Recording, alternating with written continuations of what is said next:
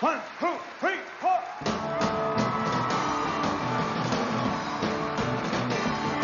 We got to patch it up, baby, before we fall apart at the seams. We got to patch it up, baby, we can't let time unravel our dreams. Let's go back and touch the past. One more night is all I ask. Get that feeling, that old feeling, feel it, What a feeling that was. Summer of 1970, Elvis Presley in his prime. MGM made a movie about it. Elvis, that's the way it is. No more scripts, no more storylines. Elvis could do his own thing. Be Elvis Presley. Good morning, Hollywood camera. Gentlemen, how are you? 30 years later, Turner Classic Movies and Turner Entertainment Company hire award-winning producer Rick Schmidlin to create a restored special edition of That's the Way It Is, using dozens of reels of historic, never-before-seen footage. And what we tried to do is we tried to put together the ultimate Elvis performance. We had gone in knowing that we were going to take all the interviews out and most of the talking heads. This version stays strictly with Elvis. I really like what you guys have done with it because it shows more of the personal side of Elvis. It shows what he was really like a little more instead of cutting in and out the different scenes that to me I didn't care for. Nothing against the original people, but I think this shows the better side of Elvis to me. Say one thing, you caught him at a good time. He's reading telegrams. How can he talk? Best wishes for a continuing successful Vegas show, and I hope to get a raise in the next 6 months. Joe Esposito. Wait a minute. When we had people going down 2 miles below the earth in Kansas looking for unmarked cans that possibly contained the footage, and we found things.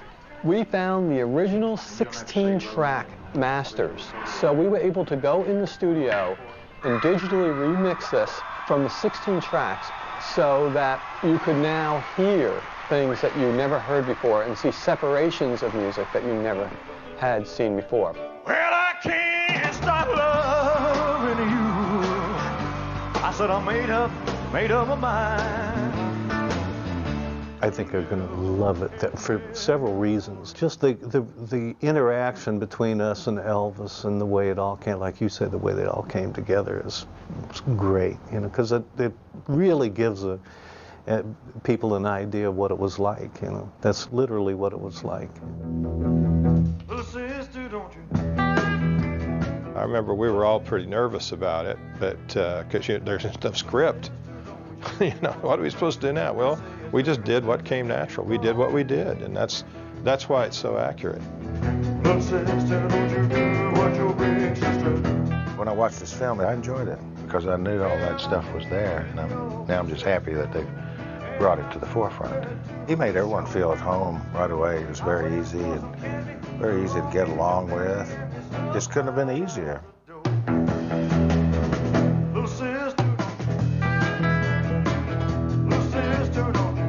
We followed the camera in an intimate way to find out what the interactions and what the relationships were between each individual so that we could see the eye contact. I really concentrated a lot on the eyes. We had great eye contact on stage, and he watched me a lot, and I never took my eyes off him because you never knew what was going to happen next. So you had to pretty much keep your eye on him at all times.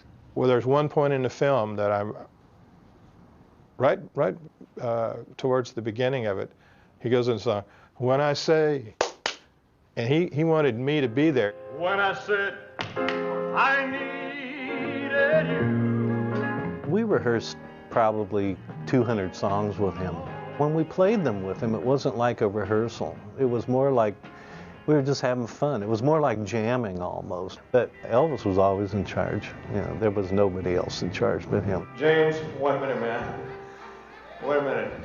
They don't tell you when to start. There was a team. It wasn't just Elvis and his band. If he wanted to change something, do whatever he wanted to do, he did it. But the band, they were great. They could do anything Elvis wanted, and Elvis loved that, and that's why he got along so great with them. you forget some of the silliness that's in it. You know, just like he's sitting there and the mic starts going over and he's looking at it and he's looking, you know, and I know what he's thinking. I mean, but it's just the craziness at the time. He wouldn't allow the seriousness of, like you say, paying crowd to keep him from getting tickled or getting crazy about something. He didn't care in that way. Love me tender, love me true. Thank you. And he was very spontaneous, too. He could be very serious one minute, and then the next minute he'd be completely into something else. He did everything he could for his fans. He goes into the audience and walks in the audience. He acknowledges fans. You never see him pushing someone off. And his goal was to really please his fans and work as a package with his band. First time it happened, the last time it happened, it was amazing. I mean, we were all shocked that he even did that.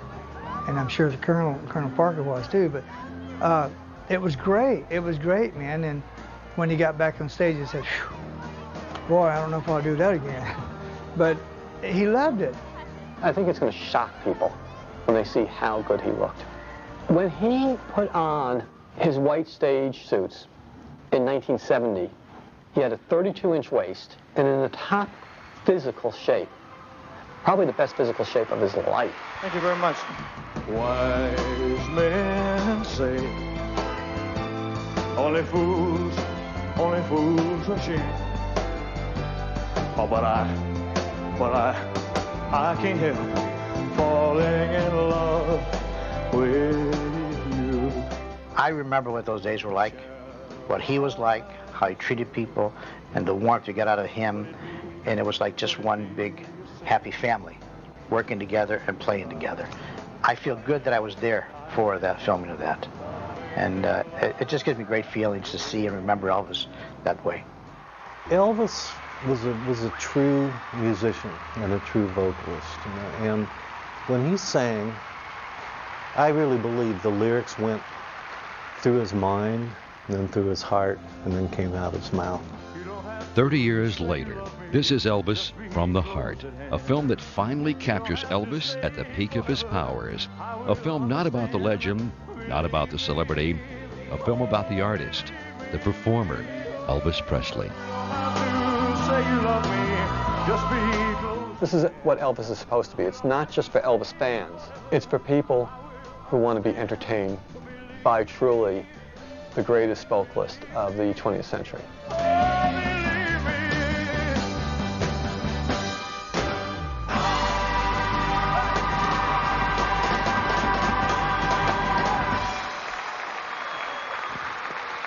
Thank you.